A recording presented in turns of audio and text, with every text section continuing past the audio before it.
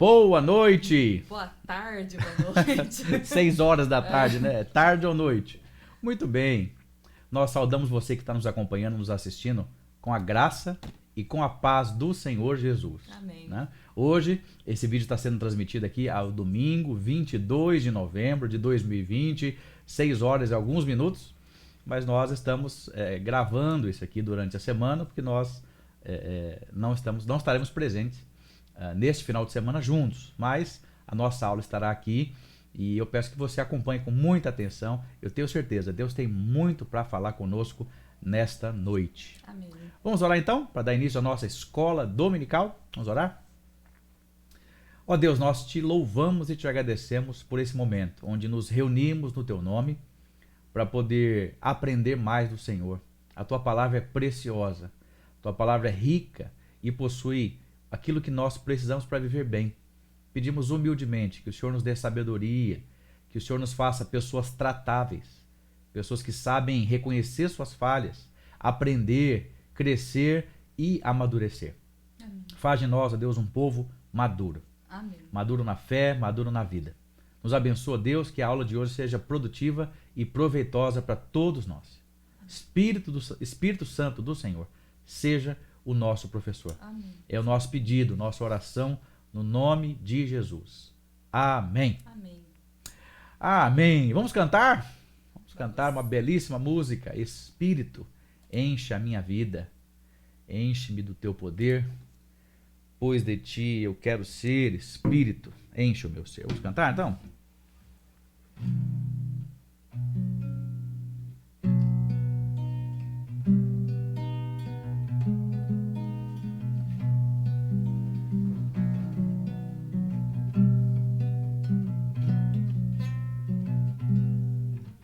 Espírito, enche a minha vida, enche-me com o teu poder, pois de ti eu quero ser. Espírito, enche o meu ser. Espírito, enche a minha vida, enche-me do teu poder, pois de ti eu quero ser. Espírito, enche o meu ser. As minhas mãos eu quero levantar e em louvor te adorar. Meu coração eu quero derramar diante do teu altar.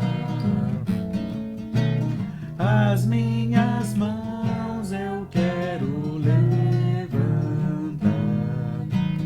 e em louvor te adorar. Meu coração eu quero derramar diante do teu altar.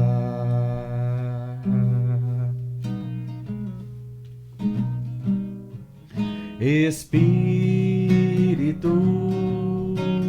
enche a minha vida, enche-me com o teu poder, pois de ti eu quero ser. Espírito, enche o meu ser. As minhas mãos eu quero levantar e em louvor te adorar. Meu coração eu quero derramar diante do teu altar. As minhas mãos eu quero levantar e em louvor te adorar. Meu coração eu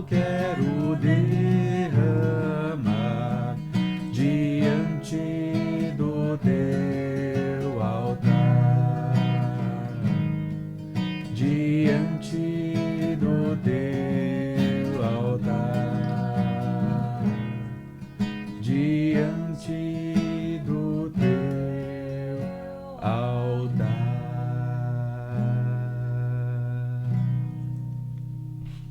Amém. Amém. Muito bem. Vamos dar prosseguimento então, fazendo, é claro, né, o nosso clássico mini flashback gigante do que nós damos rapidamente no domingo passado. É claro que para que você possa acompanhar com mais calma, recomendo que você depois vá até o nosso canal do YouTube, na playlist Eclesiastes, que tem todas as aulas com mais detalhes para você acompanhar com calma, tá certo? Muito bem, nós vimos na aula passada que nós adentramos numa nova temática, né? Saímos daquele tema maior, pessimismo, seus problemas e remédio, onde houve toda uma argumentação, e a partir de agora, do início do capítulo 4 até o finalzinho do 10, nós vamos ter meio que lições, né? Um formato proverbial, assim como o livro de Provérbios, né? Diversas lições que o pregador, o Eclesiastes, né? Com todas as indicações bíblicas, o rei Salomão, quem escreveu, o pregador, né? O Eclesiastes seria Salomão, mas então nós veremos juntos essas lições. Tá? Nós vimos então esses dois tópicos iniciais a respeito então desse grande maior tema, a vida debaixo do sol. Não é? Então nós vimos que, em primeiro lugar, quando a injustiça se manifesta. Então vimos com mais calma, né? Quando alguém desfruta do trabalho alheio. Uma pessoa luta a vida toda para ter conforto, adquirir bens, acumular bens materiais, mas ela parte dessa vida e vai ficar para as gerações posteriores que não fizeram nada para ter aquilo. Isso, de acordo com o Eclesiastes, é injustiça. Quando os agentes da justiça se tornam mais injustos, quando nós procuramos as autoridades em nome da justiça e vemos que a própria autoridade é corrompida, ela está sendo manipulada, ela está comprada, corrompida por conta do poderio econômico. Quando a hierarquia perpetua, né? Quando a hierarquia ela perpetua a injustiça, e nós vimos isso, né? Que os mais elevados escalões de todos os poderes estão corrompidos. E vimos com detalhes que no Eclesiastes 7:7, não é que o suborno ela corrompe o coração. E aí nós vimos que aqueles homens e mulheres que estão no poder, eles são dignos e merecedores da nossa oração. Eles precisam ser alvos da nossa oração. Porque, como nós conversamos no domingo passado, se fosse eu ou você no lugar deles, nós não poderíamos garantir de forma alguma que nós não faríamos exatamente o mesmo, talvez pior. Quando os virtuosos são derrotados pela maldade, nós vimos isso, não é? Quando a sociedade e os cristãos, principalmente, que conhecem os valores corretos por uma sociedade melhor, justa, que podem fazer isso, se omitem no seu trabalho de fazer diferença, de ser sal da terra, né? De ser luz do mundo. E quando há escassez de justos, claro que não há nenhum justo sequer, como diz o Eclesiastes, não há uma pessoa só quem peque, mas cabe a nós, servos de Deus, fazer a diferença. Já foi época, né? Se eu não me engano, foi no domingo passado que o pastor comentou assim, já foi a época onde se falava o seguinte, olha, pode contratar aquela pessoa lá porque ele é crente. Já passou essa época. Hoje em dia parece que a gente fala assim, ó, não contrata aquele lá, viu, porque ele é crente. Que coisa vergonhosa. Vergonhosa para nós, mas principalmente envergonhando o reino de Deus. Que Deus nos dê graça para que a gente não envergonhe o seu reino aqui na terra. Muito bem. Nós vimos então a competição solitária e suas alternativas. Vimos também que o que motiva a competição entre os homens é a inveja. E nós vimos que inveja é você querer ter o que o outro tem. Inveja é você não querer o que o outro tenha. E inveja também é gostoso quando você sente e você sabe que as outras pessoas invejam você. Aquele sentimento gostoso, né? O pessoal, como se fala, né? O pessoal pagando pau para você, né? Aqui em São Paulo a gente usa essa gíria, né? O pagar pau. Muito bem. Nós vimos, entretanto, que o preguiçoso também é exortado. A Bíblia, claro, ela é recheada de textos falando para nós não acumularmos tesouros na terra, porque onde está o nosso tesouro está o nosso coração, para nós não investirmos a nossa energia e emoções naquilo que é transitório. Entretanto, a Bíblia também diz severamente que o preguiçoso não pode prosperar dessa forma, cruzando os braços e comendo a própria carne, como nós vimos ali no versículo, né? Versículo 5. Portanto, nós somos os responsáveis e devemos agir, devemos trabalhar, arregaçar as mangas. O Senhor gosta de gente que trabalha. Nós vimos ali que quando o Senhor chamou Moisés, por exemplo, ele estava cuidando das ovelhas. Quando ele chamou Amós, ele também estava cuidando do gado. Quando ele chamou Davi, estava no pasto. Enfim, nós vemos os homens e as mulheres chamados por Deus estavam em atividade, trabalhando. O Senhor trabalha e o Senhor gosta de gente que trabalha. Deus não se alegra e não gosta de ver gente preguiçosa. E nós vimos que existe um meio termo para isso. É saudável ser ambicioso, mas não ganancioso. Muito cuidado com isso. Deus tem que nos dar essa medida, porque uma pitadinha em excesso de ambição pode se tornar ganância. Somente a sabedoria de Deus pode nos dar aquilo que nós precisamos. Aquela pitada de ambição bem pequenininha, porém necessária. Para nós termos o equilíbrio em não sermos avarentos, egoístas, gananciosos e também não sermos relaxados e preguiçosos. E por fim nós aprendemos que nós temos que ser gratos com aquilo que Deus nos deu. Seja pouco, seja muito. Quando você agradece, aquilo tem um efeito todo especial na nossa vida. Aprenda a enxergar o copo meio cheio, ao invés de enxergar ele meio vazio. Aprenda a enxergar a vida com os olhos de Deus. Aprenda a enxergar que a palavra de Deus nos diz: em tudo dai graças. Porque esta é a vontade de Deus. Aprenda a ser grato. De fato, piedade e com contentamento é grande fonte de lucro, disse Paulo a Timóteo. Pois nada trouxemos desse mundo e nada vamos levar, tendo o suficiente para sobreviver, com isso estejamos alegres. Você tem sido feliz e satisfeito com aquilo que Deus tem te dado? Sabe que nem isso é teu, é de Deus. Você é mordomo, você é o administrador de Deus para cuidar do patrimônio que pertence a Ele. Cuidado da maneira como você tem administrado o patrimônio do Senhor. Muito bem, vamos seguindo então, vamos seguindo. Foi uma breve introdução, né? Então agora vamos fazer a leitura. Hoje, se Deus permitir, nós vamos zerar aqui o capítulo 4 de Eclesiastes e no próximo domingo, então, vamos para o capítulo 5. Vamos acompanhar então mais uma vez a leitura. Eclesiastes, capítulo 4. Então olhei de novo para toda a injustiça que existe neste mundo. Vi muitos sendo explorados e maltratados. Eles choravam, mas ninguém os ajudava. Ninguém os ajudava porque os seus perseguidores tinham o poder do seu lado. Por isso, cheguei a esta conclusão: aqueles que morreram são mais felizes do que os que continuam vivos. Porém, mais felizes do que todos são aqueles que ainda não nasceram e que ainda não viram as injustiças que há neste mundo. Também descobri por que as pessoas se esforçam tanto para ter sucesso no seu trabalho. É porque elas querem ser mais do que os outros. Mas tudo é ilusão. É tudo como correr atrás do vento. Dizem que só mesmo um louco chegaria ao ponto de cruzar os braços e passar fome até morrer.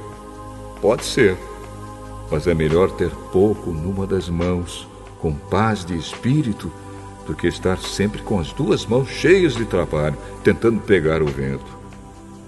Descobri que na vida existe mais uma coisa que não vale a pena. É o homem viver sozinho, sem amigos, sem filhos, sem irmãos, sempre trabalhando e nunca satisfeito com a riqueza que tem. Para que é que ele trabalha tanto, deixando de aproveitar as coisas boas da vida?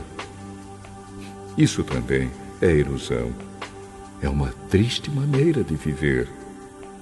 É melhor haver dois do que um, porque duas pessoas trabalhando juntas podem ganhar muito mais.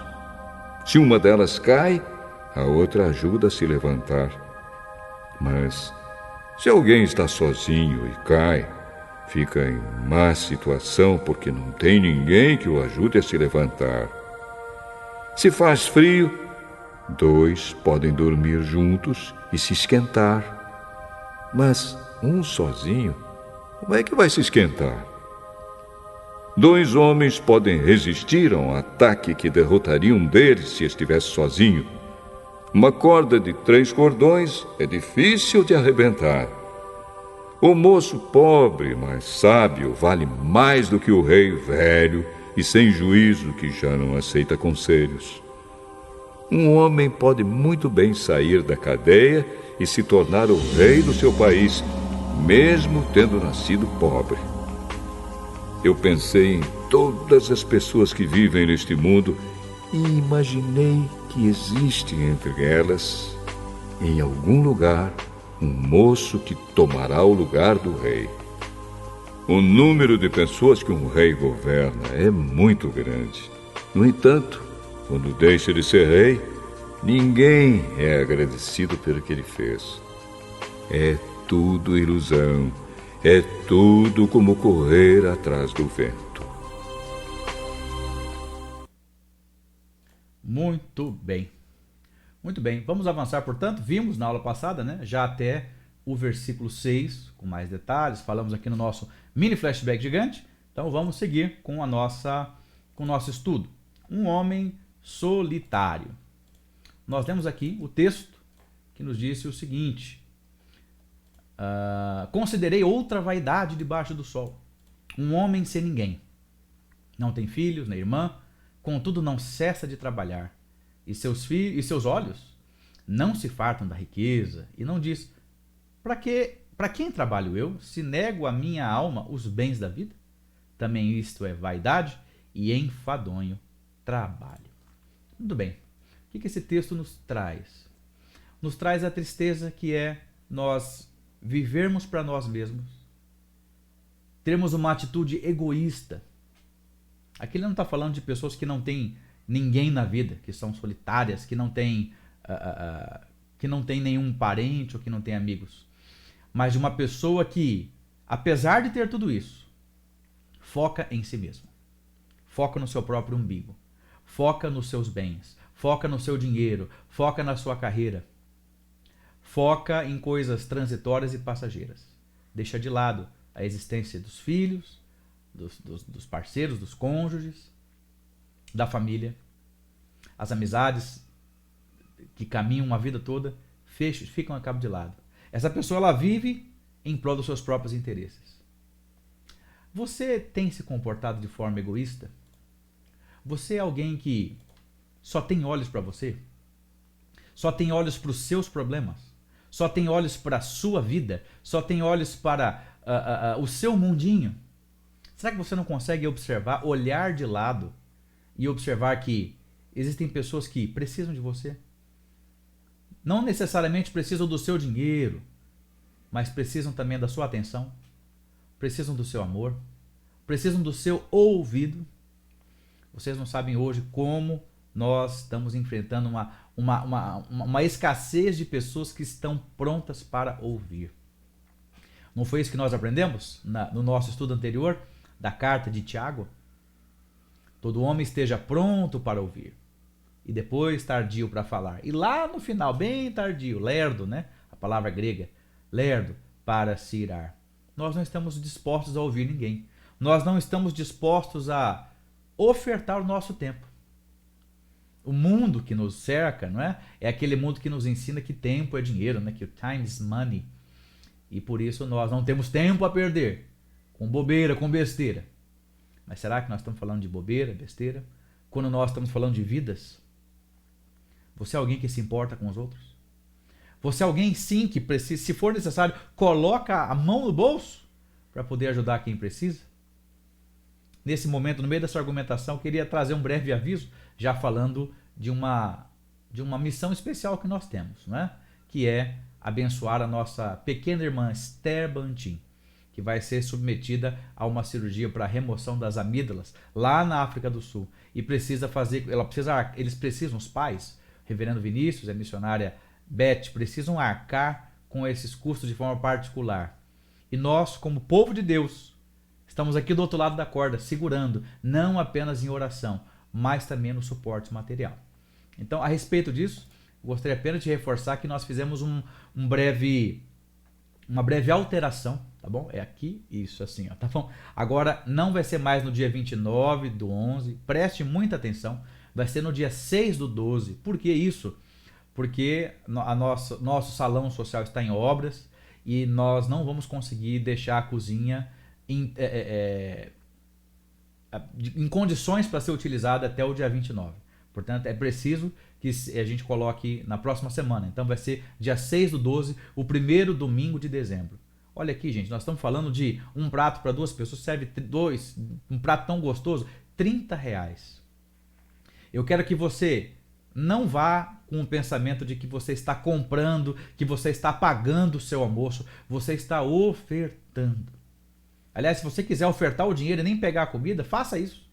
Se você for lá e pegar a sua Marmitex, 1 ou 2, inclusive tem uma promoção ali, são 2, olha esse aqui, são 2 por 50, você faça isso e retire pensando que esses recursos estão sendo encaminhados para a nossa irmãzinha lá na África do Sul, que precisa se submeter a uma cirurgia e precisa desse cuidado da nossa parte aqui. Será que você não consegue dispor de um valor tão pequeno, do tempo para ir até ali no domingo, retirar a sua marmita, presentear alguma outra pessoa, algum vizinho que mora perto de você? Ou então, ainda mais do que isso, exceder esse valor, né? Ofertar um valor ainda a mais para viabilizar o quanto antes, portanto, a cirurgia da pequena Esther. Lembre-se, nós estamos aqui e precisamos aprender a olhar para o próximo. Tirar o olho do nosso umbigão e entender que o mundo não gira em torno de nós. Veja o que nos diz Provérbios, capítulo 11, versículo 25. Quem é generoso progride na vida. Quem ajuda será ajudado. Eu acho muito, eu vou até ficar maior. Cresci. Preste atenção nesse texto. O generoso progride na vida. A palavra de Deus, ela é rica e ela diz o seguinte: há uma bênção especial para aquelas pessoas que são generosas, para aquelas pessoas que não têm o coração no material, para aquelas pessoas que sabem que aquela notinha de 20, de 50 que está na tua mão, ela está de passagem na sua mão. Ela não vai ficar na sua mão. Você vai segurar o máximo que você puder, mas você vai acabar gastando. Ou numa última instância, quando você partir dessa vida, outras pessoas vão pegá-la. Portanto, o tempo que você tiver com esse recurso, saiba que você pode e deve abençoar outras pessoas. Quem é generoso progride na vida. E por fim ele diz, quem ajuda será ajudado. É uma forma de, como a palavra de Deus nos diz, né? A respeito da lei da semeadura. E quem de nós pode garantir, eu e você, quem pode garantir o seguinte: eu tenho conforto, eu tenho segurança, eu aposentei, eu não preciso mais, eu tenho toda a minha fortuna guardada. Quem de nós pode garantir que nós nunca mais vamos precisar de ninguém? E quem diria quem disse, não é, que o suporte que nós necessitamos nessa vida é só dinheiro? Já pensou você com toda a sua fortuna, mas ser uma pessoa solitária, porque as pessoas vão se afastar de você? É isso que você quer? Já teve uma pessoa, que é muito querido, que falou para mim o seguinte: eu perco o amigo, mas não perco a piada. Uma pessoa muito querida disse para mim, e eu falei para essa pessoa o seguinte: muito bem, então você vai ficar sozinho com as suas piadas, que ninguém vai querer ficar mais do seu lado. Já pensou? Que coisa triste. Alguém ficar solitário porque tem uma vida que é completamente egoísta, que não se importa com o que as pessoas pensam, querem e necessitam. Mas muito bem, quando o texto fala de uma vida solitária, um homem que não tem pessoas, nós estamos falando de uma grande utopia, porque nós não nascemos, não fomos desenhados, nosso designer de projeto, nós não fomos feitos para vivermos sozinhos. Nós fomos feitos para viver em comunidade. Nós fomos feitos para depender uns dos outros. Nós fomos feitos para viver, nós vivemos num organismo, né? Num sistema vivo, onde os elementos da natureza e as pessoas, os animais, todos interagem e necessitam uns dos outros. Quem dirá nós, seres humanos? E aí, muitas vezes, o orgulhoso se acha melhor. O orgulhoso, ele se acha superior. ele diz: eu não preciso. Ele acaba achando que é autossuficiente, mas isso não é possível.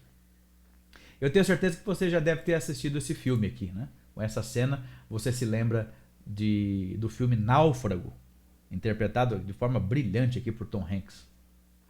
Você se lembra que nesse momento aqui ele já estava há quase 4 anos na ilha e ele deixa eu ficar aqui no cantinho. Quero que você fique olhando para mim também. Ele já estava quase 4 anos nessa ilha, deserta, e você vê a necessidade que ele tinha de falar, a necessidade de se relacionar, não é? Veja então a relação de amor e ódio que ele teve com o seu amigo, né? A bola de vôlei Wilson. E nós vimos também, se você acompanhou esse filme, já não estou dando spoiler, porque é um filme antigo, né? Como ele ficou extremamente abalado quando ele fez a sua jangada para partir da ilha, né? E a sua bola simplesmente o deixou. Caiu da jangada e foi levada pelas ondas do mar, em alto mar. E vocês lembram, né, como ele ficou desesperado. Ele projetou naquela bola de vôlei um amigo, uma pessoa, um companheiro. Nós não viemos a esse mundo para caminhar sozinhos. Se você ainda acha que você é autossuficiente, que você não precisa de ninguém, né?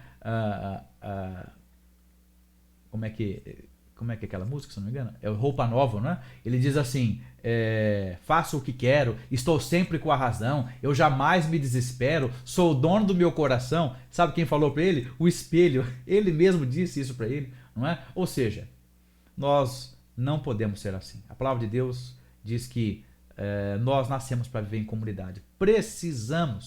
Dependemos uns dos outros. Vamos diminuir a nossa bola.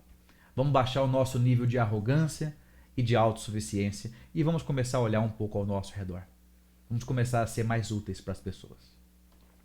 Muito bom! Vamos seguindo. As bênçãos do companheirismo, né? E aqui esse texto, né, que ele vai ali do 9 até o 12, ele que muitas vezes é tanto utilizado nas cerimônias de casamento, né, mas que ele não está falando aqui necessariamente de um casal, né, de um casamento, mas ele está falando aqui da relação de companheirismo e de amizade. É claro que sim, né, o casal precisa ser amigo um do outro, precisa ser companheiro. O esposo tem que ser companheiro da esposa e vice-versa. Mas aqui a gente está falando de um conceito de amizade, um conceito de pessoas que não conseguem sobreviver de forma autônoma. E como é bom, ele deu esse contraste entre alguém que quer viver sozinho e aqui ele traz o contraste de pessoas que aprendem a viver em unidade, em comunidade e desfrutam, portanto, da bênção do companheirismo. Muito bem, vejamos algumas lições. Primeiramente, a Bíblia nos ensina que nós alcançamos mais sucesso nos nossos projetos quando nós fazemos isso de forma coletiva, quando nós agimos em time e não quando nós agimos de forma individual. Olha o que diz o texto para nós, né? É melhor serem 2 do que 1, porque tem melhor paga do seu trabalho. Ou seja, se existe 2 pessoas trabalhando, a capacidade de gerar renda é maior do que apenas uma trabalhando. Aqui ele traz essa ilustração para nos dizer o seguinte: se existem mais pessoas trabalhando em prol de um projeto, trabalhando em prol de uma determinada causa, a chance de sucesso é muito maior do que quando a gente está sozinho. Aprenda a trabalhar em equipe, aprenda a necessitar dos outros. Sabe por quê? Porque nós temos habilidades diferentes. E quando nós unimos essas habilidades e competências diferentes, nós formamos um time invencível, um time excelente, produtivo, com ótimos resultados. Eu estou falando aqui de família, eu estou falando aqui de empresa, eu estou falando aqui de amizades, eu estou falando da vida. É melhor serem 2. A Bíblia diz isso, é melhor serem 2. É melhor ser equipe do que ser individual. Nós temos mais sucesso quando nós atuamos no coletivo, quando nós atuamos em equipe. Muito bem, segunda lição. Nós recebemos ajuda mútua em momentos de crise. Né? E aqui, quem não passa por crises? Quem não encontra dificuldades? Né? Aliás, se você não está vivendo um problema, pode ficar tranquilo, tá bom? Já já ele vai aparecer. Porque na vida é assim, ou você está num problema, ou você está saindo de um problema, ou você está entrando em um problema. Ou você está passando por problemas diferentes simultaneamente. O fato é, quando nós caminhamos em conjunto, coletivo, numa irmandade, quando nós caminhamos entre pessoas amigas, companheiras, parceiras, nós temos maiores chances de caminhar em frente às dificuldades da vida. Sabe que você não consegue sozinho. E aqui ele utiliza uma linguagem, não é? Ele utiliza, o Eclesiastes utiliza uma figura de linguagem a respeito de uma travessia no deserto, né? Que era o contexto ali da época, não é? Então, o primeiro versículo, ali do versículo 10, ele diz o seguinte: porque se caírem, um levanta o companheiro. Ai, porém, do que estiver só, pois caindo não haverá quem o levante. Aqui ele está falando de uma situação que existe peculiar aos desertos. Se a pessoa estiver caminhando de noite, ela pode cair num verdadeiro... Não é um buraco assim, tá? Aquele que você pisa e entra o pé. São buracos de verdade, aquele que você pode cair inteiro lá dentro. E eu vou falar para você uma coisa. Uma pessoa caminhando no deserto, solitária, sem luz, for engolida por um buraco daqueles, a chance dela sair sozinha é praticamente nula. É praticamente nula. É por isso que a Bíblia nos diz o seguinte: se um cair, e veja que interessante, porque se caírem, ou seja, qualquer, deixa eu ficar grande para falar para você aqui, qualquer um da equipe pode cair. Então não existe assim, não. Ele é a parte fraca, ela é a parte fraca, ele é a parte fraca, não. Qualquer pessoa ao longo da sua jornada pode cair. Pode enfrentar uma grande dificuldade ao ponto de derrubá-lo. E quando nós temos companheiros, quando nós temos amigos, quando nós temos família, quando nós temos irmãos em Cristo que nos amam, que nos acompanham, a chance de nós nos erguermos é total. Ele usa essa primeira figura, né? A queda em um buraco. E deixa eu falar para você uma coisa. A caminhada, a existência humana, ela é cheia de armadilhas. Armadilhas que as situações nos impõem, armadilhas que outras pessoas nos impõem, armadilhas que o inimigo das nossas almas nos impõe. Buracos que são colocados ao nosso caminho. E muitas vezes nós somos até empurrados. Pessoas nos empurram. A gente chama isso de puxar o tapete, né? Mas nesse caso aqui do buraco é alguém ir lá e literalmente empurrar você lá para dentro. Há situações também que você sozinho, por culpa sua, você tropeça nas suas próprias pernas e você cai. Saiba que cair faz parte da existência humana. Entretanto, levantar-se é algo que nós só conseguimos quando nós caminhamos em unidade, quando nós caminhamos com o companheirismo. Eu quero que você olhe para a sua própria vida. Será que você não, espiritualmente falando, você não caiu? Será que não é hora de você se levantar? De você buscar restauração com o Senhor? Eu sei que é difícil, mas sabe que com a ajuda de companheiros, amigos, irmãos, é possível. É melhor serem dois do que um, porque quando um cai, o outro ajuda a se levantar. Nós estamos aqui para prestar auxílio mútuo, auxílio coletivo. Não é porque somos aqui liderança da igreja, pastores, presbíteros, diáconos, que nós estamos num nível espiritual maior diferenciado. Saiba que nós precisamos tanto de oração quanto vocês precisam. Eu preciso tanto da graça de Deus como você precisa. E eu sou tão factível de cair como você é. E quando nós cuidamos uns dos outros, isso a gente está vendo, né? Com mais calma na série que o pastor tem nos trazido, né? Desigrejado, nem pensar. Quando nós nos ajudamos mutuamente, é corpo de Cristo. Se um cai, o outro ajuda a levantar. Vamos seguindo? Vamos seguindo! A outra figura que ele traz aqui são noites frias. Olha só o que diz o versículo 11. Também se dois dormirem juntos, eles se aquentarão. Mas um só, como se aquentará? E aqui, claro, parece que quando fala de dormir juntos, está falando de relacionamento sexual, de casal, porém não necessariamente. Lembra que aqui o contexto que ele está nos narrando é o contexto de uma viagem no deserto. E você sabe que o deserto ele é um ambiente completamente diferente. Ele consegue fazer no mesmo dia 40 graus ou 50 graus durante o dia, e na mesma noite ele consegue bater 0 graus. Você sabia disso? Portanto, uma pessoa dormir sozinha no deserto, sem a sua devida proteção, ela pode morrer de frio. Ela pode morrer de frio. E é por isso que quando o texto fala assim, se dois dormirem juntos, eles se aquentarão. Então era comum a prática de pessoas viajando dormirem próximas umas das outras. Se são dois, né, pode dormir um de costas para o outro assim, porque é um frio verdadeiro. É um frio federal. Não é um friozinho não, gente. Portanto, se tem duas pessoas dormindo juntas, elas podem se aquentar. Um sozinho consegue mais com mais dificuldade.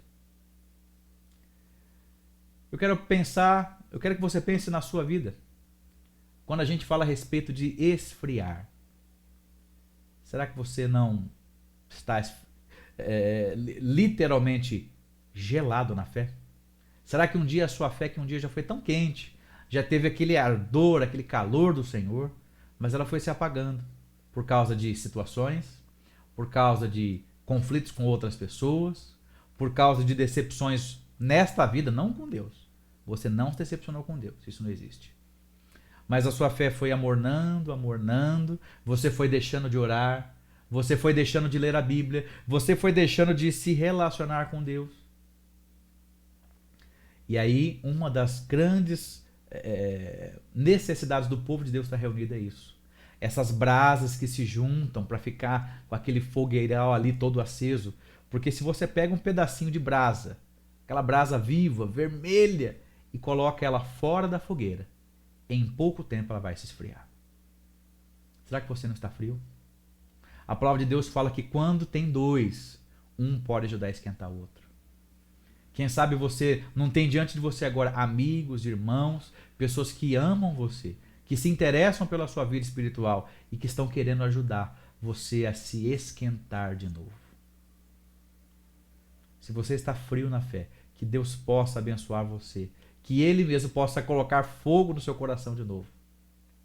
Que você se anime com as coisas de Deus. Que você fique contente e animado em servir a Deus, em obedecer a Deus e trazer mais pessoas para se alegrar conosco. Que Deus coloque na sua vida homens e mulheres que vão ajudá-lo a se esquentar de novo. É melhor serem dois do que um. Não vale a pena a gente tentar caminhar sozinho. Muito bem. Próxima lição. Nós temos ali, no conceito do deserto, né, ataques de ladrões. Então veja só, se alguém quiser prevalecer contra um, os dois lhe resistirão. A ideia de que quando você está enfrentando uma dificuldade, um inimigo, uma situação adversa qualquer, se você tem companhia, se você tem uma retaguarda de oração, de amigos, de suporte emocional, você vence. Veja como é precioso caminharmos juntos, como é precioso andarmos unidos. Não é possível ainda que você acha, falando do contexto cristão, que você acha que andar desigrejado é o melhor caminho. Porque não é. A Bíblia nos diz que é melhor serem dois do que um. É melhor andar unidos. É precioso que os irmãos vivam unidos. Porque nós vamos caminhar, e nós vamos tropeçar, e nós vamos passar frio, e nós vamos passar dificuldades, e nós vamos passar por armadilhas. Mas quando nós estamos em um número maior, nós nos protegemos, nós nos ajudamos. É melhor serem dois do que um. Muito bem. E por fim, ele nos diz a respeito desse fechamento da amizade. Né? Ele diz: o cordão de 3 dobras não se quebra facilmente. No sentido de que ainda 3 é melhor do que 2, e 4, e 5, e quanto maior número de pessoas juntas, trabalhando por uma mesma causa, melhor. Veja a importância de se ter amigos nessa vida. A importância de se ter irmãos que caminham com você, partilham das suas dificuldades, sorriem com você, choram com você, te ajudam a levantar quando você cai, te ajudam a se esquentar quando você está frio, e te ajudam a lhe defender quando você está sendo ameaçado. Mas eu quero que você responda para você mesmo. Que tipo de gente, ou com que tipo de gente você tem se relacionado? Eu quero que você seja sincero com você, eu quero que você faça uma análise na sua própria vida e pense a respeito do tipo de pessoa que tem fazido parte da sua vida. As pessoas que você tem chamado de amigos, as pessoas com as quais você abre o coração e a sua intimidade. preste muita atenção no tipo de pessoa que você tem se cercado. Não é verdade? A palavra nos mostra que nós precisamos escolher sim as nossas amizades. Isso não é errado não, gente. Deus nos deu a família nós não escolhemos. Presente de Deus. Os amigos nós podemos e devemos escolher. E nós devemos nos afastar de pessoas que fazem mal para nós. Você tem algum tipo de amizade que faz mal para você? É hora de você se afastar dele. É hora de você se afastar dela. Porque nós caminhamos com as pessoas que nós nos identificamos. E elas ajudam a inspirar em nós e formar até o nosso caráter. Veja só a frase, né, do famoso Freud, Sigmund Freud, o pai da psicanálise. Ele disse o seguinte: o caráter de um homem é formado pelas pessoas que escolheu para conviver. E eu quero que você pense nisso, se isso não é verdade. Você é influenciado pelas pessoas que estão ao seu redor. Que tipo de gente você tem se relacionado? Você sabe o que é um amigo de verdade? Dentre tantas qualidades que eu poderia citar aqui, um amigo de verdade é um amigo que encoraja você a viver uma vida séria com Deus. Se você tem uma pessoa do seu lado que não te encoraja a viver uma vida séria com Deus, repense essa amizade. É claro que eu não estou falando para você não ser amigo de gente que não é da igreja, presta atenção. Nós podemos sim, gente, ter pessoas preciosas que não são do contexto cristão, ainda não foram tocadas por Deus, mas a questão é valores, prioridades, que tipo de gente você tem cercado. Isso aqui eu converso com os nossos adolescentes, né? Cadê a minha galera que está assistindo aí? Os meus adolescentes acompanham as aulas. Isso eu tenho comentado sempre com eles. Por exemplo, se um menino ele está numa roda de amigos, ele tem uma rede de amigos, que todos eles fumam maconha, é uma questão de tempo. Ou esse menino vai sair dessa roda de amigos, ou ele vai começar a fumar também. Não tem jeito. Nós somos influenciados pelo meio, sim. E é importante nós escolhermos bem as nossas amizades. Se uma menina, uma adolescente, ela está inserida num grupo de meninas, que todas essas outras meninas possuem uma vida sexualmente ativa, de duas uma. Ou essa adolescente vai sair desse grupo, ou ela vai iniciar sua vida sexual também. Portanto, preste atenção com o tipo de pessoa que está se aproximando de você. Você deve aprender a escolher os seus amigos. Olha que nos diz a palavra de Deus. Está aqui, muito antes de Freud, né? Olha que diz aqui, 1 Coríntios 15:33. Não se deixe enganar, as más companhias corrompem os bons costumes. Isto é palavra de Deus para mim e para você. Seja sábio e escolha com muita sabedoria e direção de Deus as pessoas que você está trazendo para perto de você, trazendo para dentro da sua casa, entrando na casa e desfrutando da intimidade, compartilhando dos mesmos pensamentos e filosofia. Preste atenção nisso. Preste atenção nisso. Quem são os seus amigos? Com que tipo de gente você está se relacionando? Muito bem. Na sequência, ele nos diz que o cordão de 3 dobras não se rebenta com facilidade. Aqui nós demos, né, aquela ênfase que nós podemos sim dar, não é? Que é melhor serem 2 do que 1, é melhor serem 3 do que 2, é melhor serem 10 do que 5, enfim, quanto mais melhor. Por outro lado, nós temos aqui a interpretação de que essa terceira dobra, nós estamos tratando do próprio Jesus Cristo, do próprio Senhor e Rei do Universo, que é aquele que gosta e tem prazer em se relacionar com os seus filhos de uma forma íntima e próxima. Eu quero que você guarde isso na sua cabeça. Jesus é o melhor amigo que se pode ter na vida. Eu quero que você leia e repita juntamente comigo. Jesus é o melhor amigo que se pode ter na vida. Você desfruta da amizade do Senhor? Ele é o Senhor, Ele é o Rei do Universo, mas Ele nos chama carinhosamente de amigos. Ele quer desfrutar de um relacionamento amistoso conosco, um relacionamento íntimo e próximo de pessoas amigas. Olha como é preciosa essa palavra de Jesus para nós. Leia com carinho. João 15, a partir do 13. Ninguém tem amor maior do que este, de dar a própria vida, de dar a alguém a própria vida em favor dos seus amigos. Vós sois meus amigos, se fazeis o que eu vos mando. Já não chamo de servos, Porque o servo não sabe o que faz o seu senhor, mas tenho-vos chamado amigos, porque tudo quanto ouvi de meu Pai vos tenho dado a conhecer. Gente, isso é precioso. Imagina só Jesus, o Rei do Universo, chamando você de amigo. A gente quer tanto se gabar, não é? Que a gente é próximo, ou a gente conhece, ou a gente tem um relacionamento íntimo com alguém famoso, com um político, com um empresário famoso, com um esportista, com um artista, e a gente fica se gabando, mas nós somos amigos do Rei do Universo. Você tem desfrutado dessa amizade? Ou será que você tem ignorado ela e procurado tantas outras menos importantes? Jesus é o melhor amigo que se pode ter na vida. Ele falou isso: ninguém tem amor maior que esse, dar a própria vida em favor dos amigos. Jesus morreu pelos seus amigos, por nós. Ou será que você tem algum amigo que foi capaz de morrer para salvar você? Não tem amor maior que esse. E aqui ele faz uma comparação em Isaías 49, versículo 15, né? Trazendo o amor que a gente considera o amor mais puro, humanamente falando, né? O amor mais terno, o amor de mãe e filho. Só que ele diz o seguinte: acaso pode uma mulher se esquecer do filho que ainda mama? Tenta imaginar essa figura, não é? Um nenenzinho de colo ainda ser desprezado e jogado à sorte pela sua própria mãe. Está escrito aqui, né? Acaso pode uma mulher esquecer do filho que ainda mama? De sorte que não se compadeça do filho do ventre.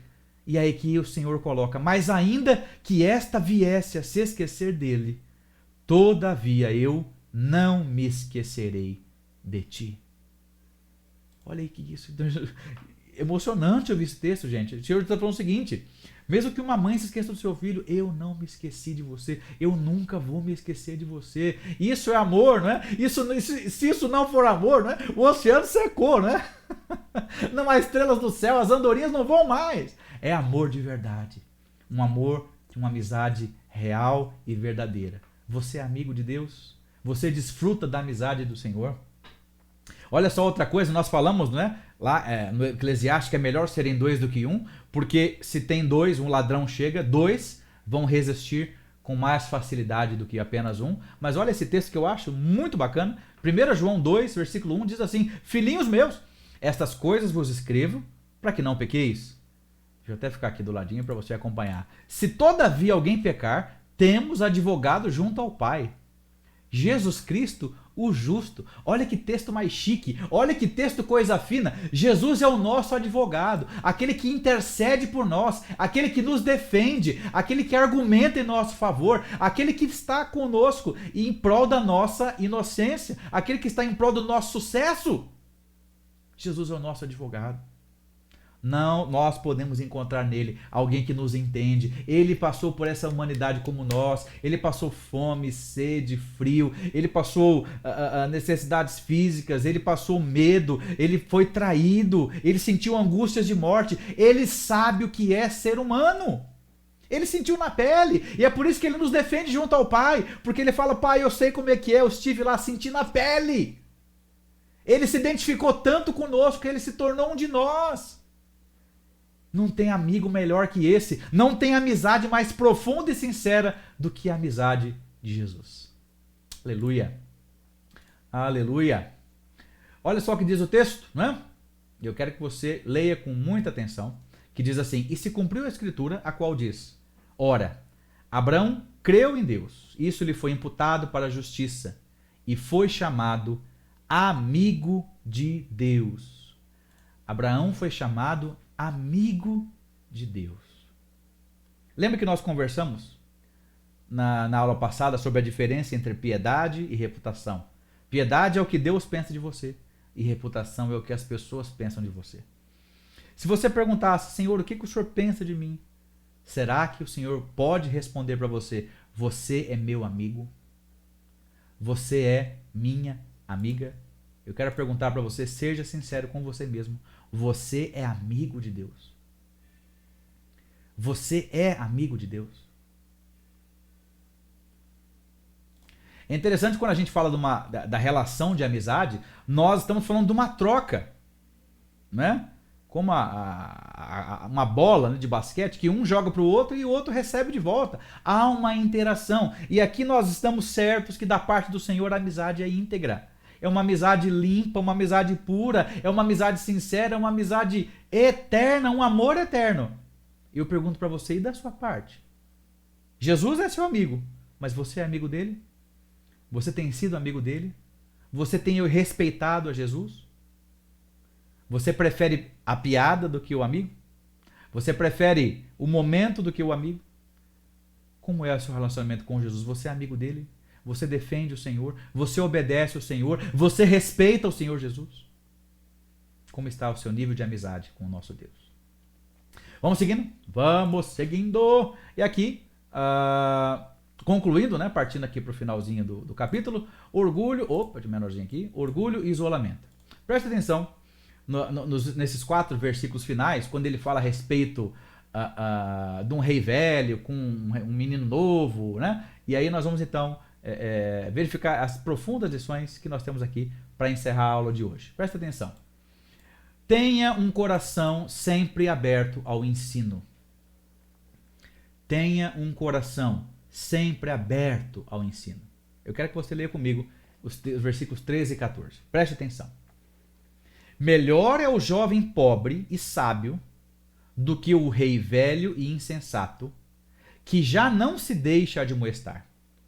E ainda que aquele saia do cárcere para reinar ou nasça pobre no reino deste. Quero olhar para você aqui para a gente conversar. Minha gente, preste atenção nisso. Uma poesia tão bonita, né, de Gonzaguinha, chamada O que é, convertida num sambinha. Ele diz assim: cantar a beleza de ser um eterno aprendiz. Mas eu quero perguntar para você, você é alguém que está disposto a aprender para sempre? Você está alguém que só cantarola essa música? Ou você é alguém que está disposto a ser um eterno aprendiz de verdade?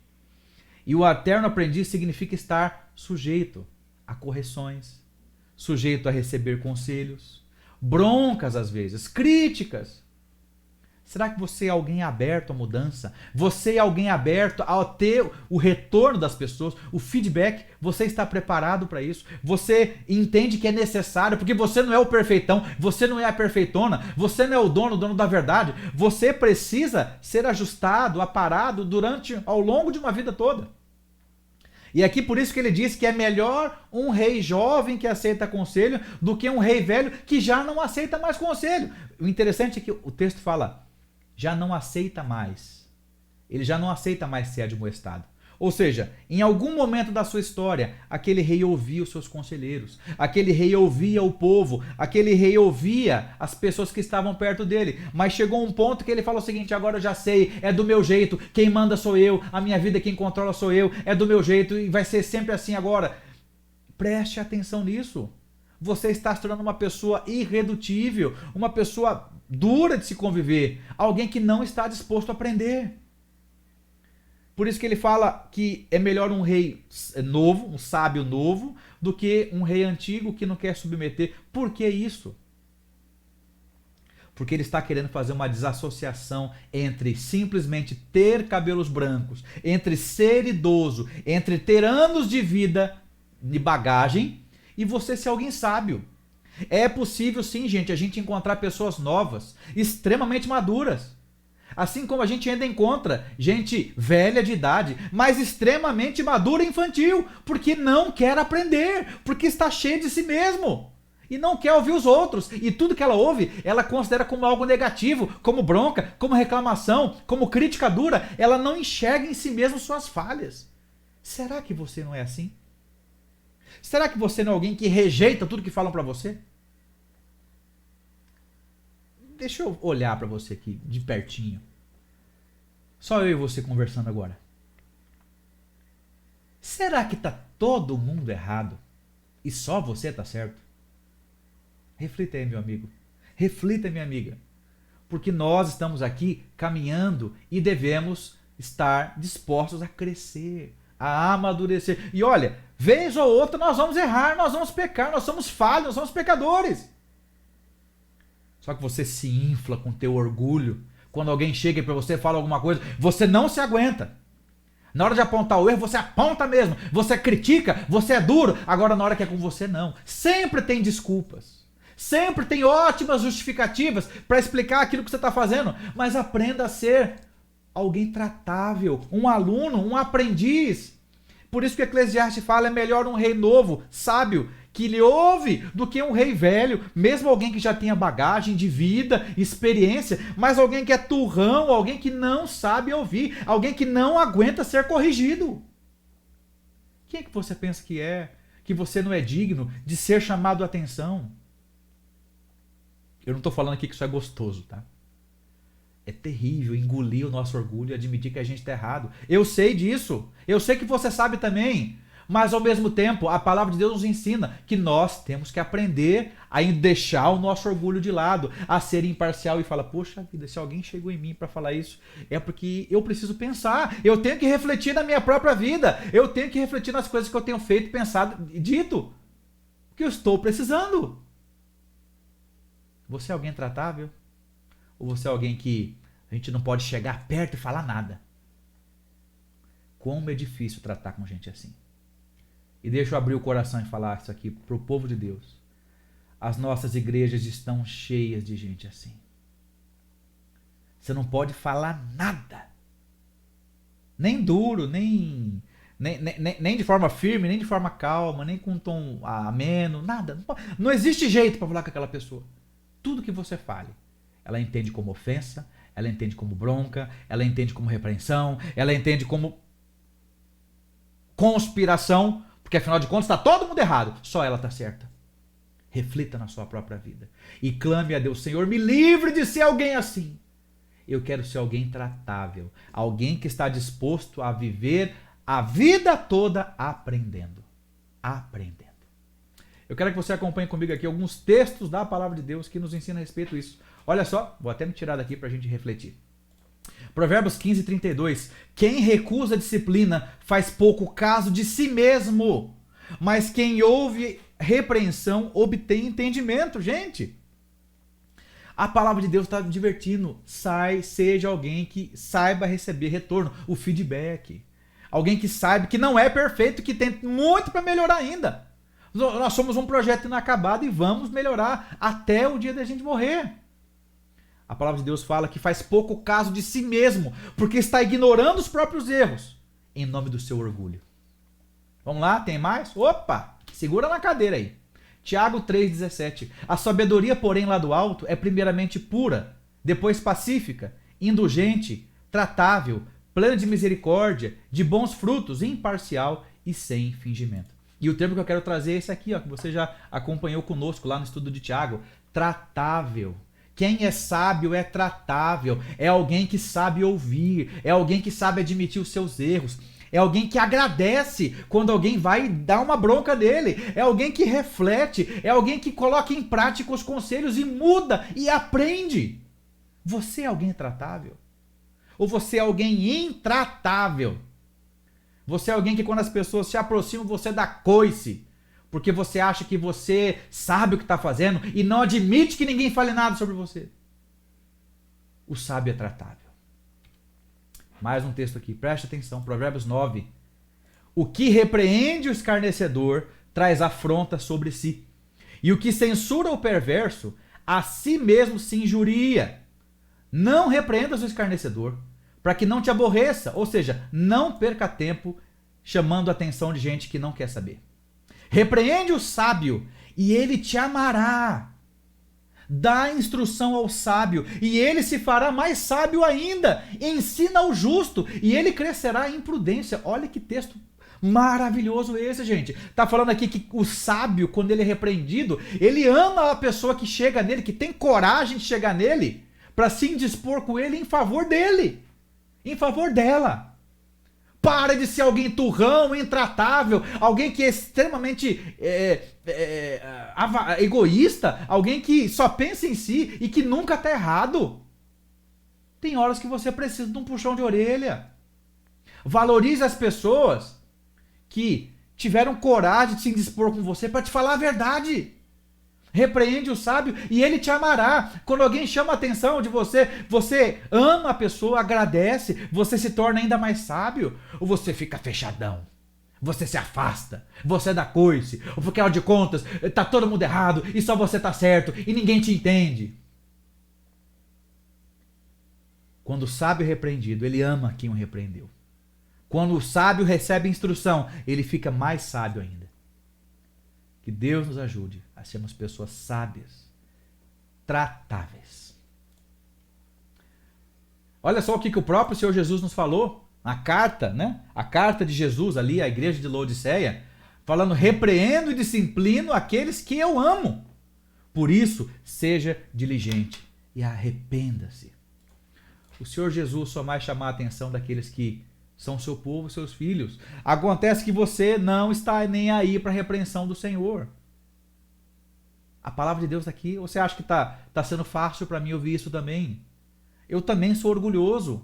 Eu também tenho meu orgulhozão ferido. Eu também quero ficar me justificando das coisas que eu faço. Eu também acho, às vezes, que tá todo mundo errado e só eu tô certo. Mas a palavra está aqui para nos cutucar. O Senhor está falando isso para a gente porque Ele nos ama. Preste atenção em Jó, capítulo 5, versículo 17. Como é feliz o homem a quem Deus corrige. Portanto, não despreze a disciplina do Todo-Poderoso. E aqui eu estou reforçando a palavra de Deus aqui escrita em Jó para você e para mim. Não despreze a disciplina do Todo-Poderoso. Como é bom ser corrigido por Deus. Mas aprenda a lição e seja alguém tratável. Mais um, Provérbios 12:1. Todo o que ama a disciplina ama o conhecimento, mas aquele que odeia a repreensão é tolo. Você é sábio ou você é tolo? Isso vai ser respondido se você ama ou não a disciplina. Muito bem, gente. Chega de levar tanta surra. Opa, chega. Apanhei demais por hoje. Nossa. A palavra de Deus nos confronta e Deus repreende quem Ele ama. Vamos aprender, gente. Vamos aprender com a palavra de Deus. Por último, nós temos que aprender que fama, poder e glória terrenais são passageiras. E terminando aqui o capítulo, né, ele nos diz aqui, versículos 15 e 16: vi todos os viventes que andam debaixo do sol, como o jovem sucessor, que ficará em lugar do rei. Era sem conta todo o povo que por ele dominava. Tão poucos que virão depois se hão de regozijar nele. Na verdade, isto é vaidade e correr atrás do vento. O que o texto está falando aqui, gente? De um português mais simples. Ou seja, existe um governo, existe um rei, que por melhor que ele tenha sido, ele vai chegar a época que ele vai sair. Ele vai ser esquecido. E aí ele vai ser sucedido por outra pessoa, que vão celebrar a sua vinda, que vão comemorar a sua chegada, e ele vai fazer, ele ou ela, né, vai fazer coisas por esse povo, e vai encontrar resistência, e ele vai sair, e vai ser esquecido, e vai chegar alguém, e vai celebrar. A fama, a glória deste mundo são passageiros. Assim como aquele rei novo que está chegando, enfrentando ou experimentando o seu momento de glória, de maior glória, de fama, de respeito, de aplauso. Vai chegar um momento onde vão falar assim: já está na hora de sair, a gente já não aguenta mais esse cara, já não aguenta mais essa mulher. E esses vão sair e vão ser muito em breve esquecidos. E vai chegar outro que vai viver esse mesmo ciclo. Parece, né? É claro que ele deu aqui o exemplo de rei, porque, sem dúvida alguma, a figura mais poderosa da época, conhecida da época, eram os reis das nações. Né? Agora, nos nossos dias, não. Muito mais do que governantes políticos, né? Figuras políticas, a gente está falando de figuras que são ligadas às artes, à música, não é? Ao cinema, figuras ligadas aos esportes, tantos eles. Pessoas que são celebradas, que são ovacionadas, que são imitadas, invejadas, aquela coisa toda. E o ciclo dessa pessoa acaba e ela é esquecida. A fama e a glória deste mundo, gente, são passageiros. Por que é que eu e você, nós ficamos tão deslumbrados com a glória desse mundo? se ela é algo tão efêmera e passageira, como diz aqui o texto de Eclesiastes, na verdade, que também isto é vaidade, isto é correr atrás do vento, isto é ilusão, como diz a versão da nova da linguagem de hoje. É bolha de sabão, é algo oco, vazio, que você vai lutar uma vida toda, vai desfrutar por momentos, mas depois você vai ter o seu declínio e vai perder e vai ser esquecido. Por que é que a gente se deslumbra com essas coisas dessa vida? Você quer ver um exemplo de poderio? Você quer ver um exemplo de glória? Você quer ver um exemplo de majestade que não são passageiros? Quer? Então acompanha comigo. Isaías capítulo 6, a partir do versículo 1. No ano em que o rei Uzias morreu, eu vi o Senhor sentado num alto e elevado trono. O seu manto se estendia pelo templo inteiro, e em volta dele estavam serafins. Cada um deles tinha 6 asas. Com 2 asas eles cobriam o rosto, com 2 asas cobriam o corpo, e com as outras 2 voavam. Eles diziam em alta voz uns para os outros: Santo, Santo, Santo é o Senhor Todo-Poderoso. A sua presença gloriosa enche o mundo inteiro. O barulho das vozes dos serafins fez tremer os alicerces do templo, que foi ficando cheio de fumaça. Então eu disse: ai de mim, estou perdido, pois os meus lábios são impuros, e moro no meio de um povo que também tem lábios impuros, e com os meus próprios olhos vi o Rei, o Senhor Todo-Poderoso.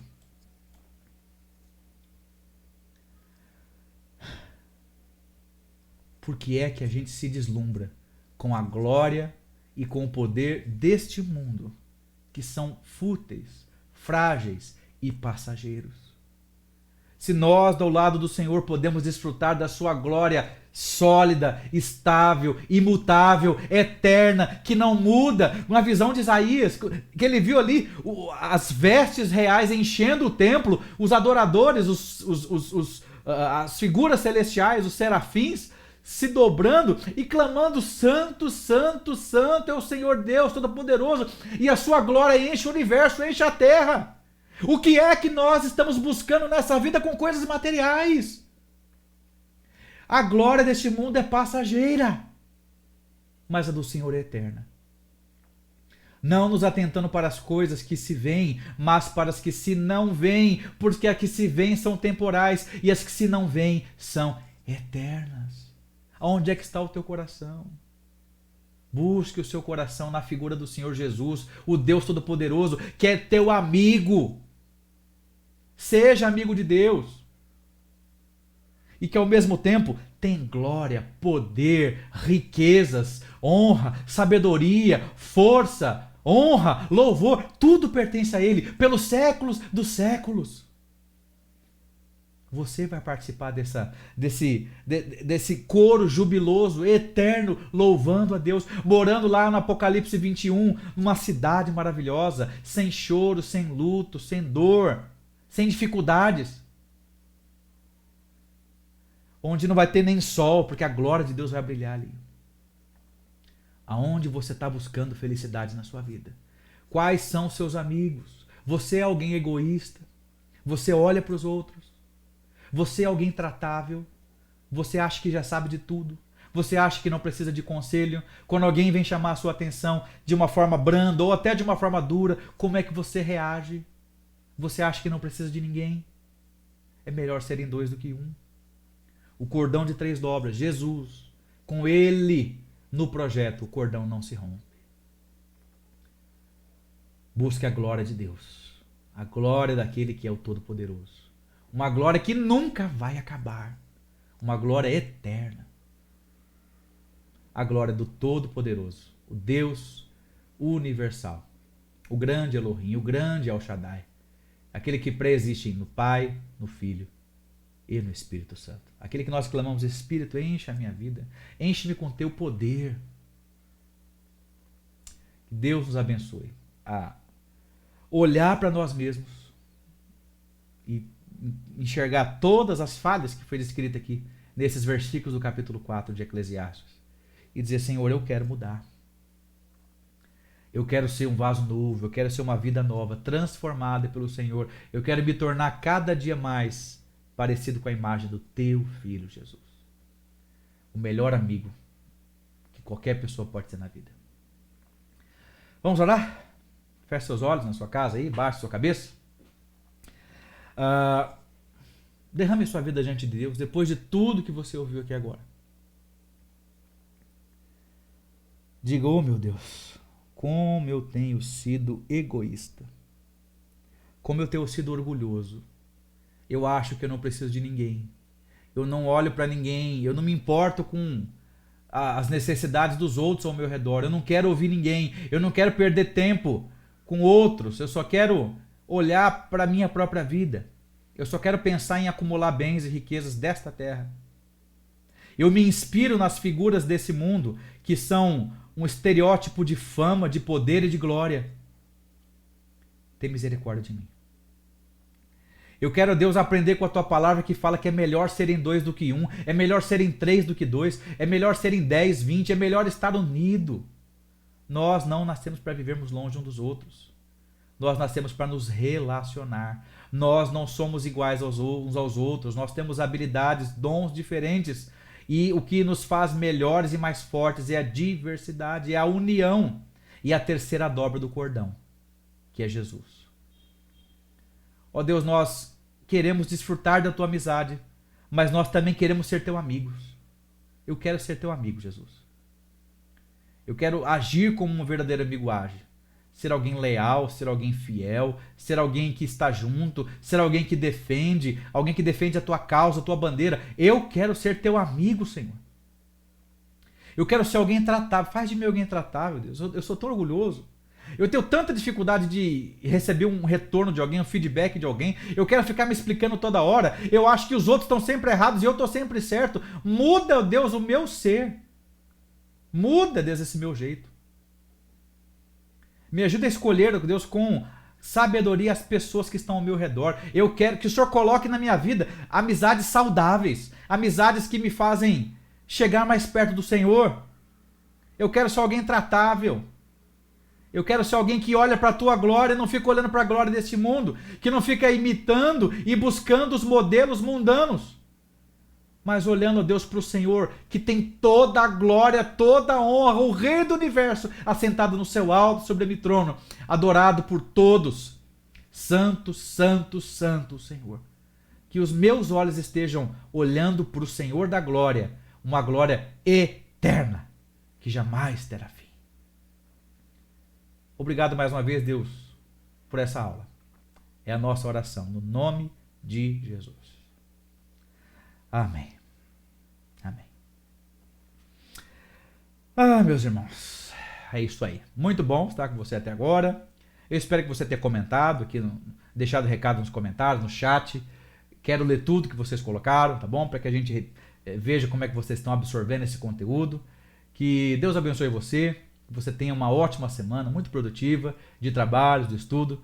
Lembrando que hoje, né, dia 22 de novembro, e nós no próximo domingo estaremos no dia 29, e nós aqui em Guarulhos, né, estaremos no segundo turno das eleições para prefeito. Então que você clame a Deus, que você seja direcionado por Ele, que você encare esse momento com seriedade, que você ore e que você compareça, cumpra com o seu dever de cidadão e vote. Tá bom? Deus abençoe a todos, um grande beijo para todos vocês e bye!